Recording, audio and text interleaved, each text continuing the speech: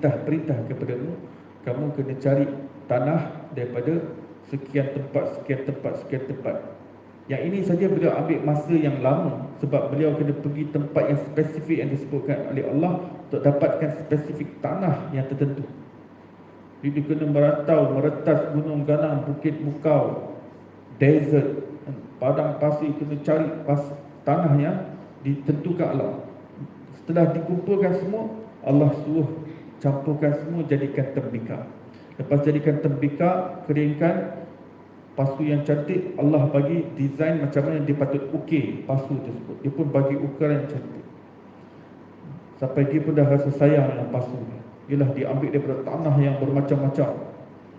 Kemudian Allah perintahkan, sekarang kamu katok pasu ni,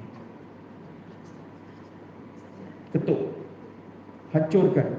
Terkejut Nabi Nuh, ya Allah, setelah aku berhempas pulas,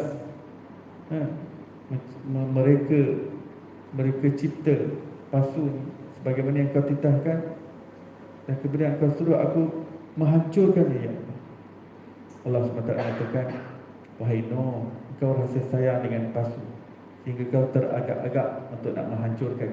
Aku lebih sayang hamba-hambaku, lebih kau sayang pasu. Aku yang menciptakan mereka. Kalau mereka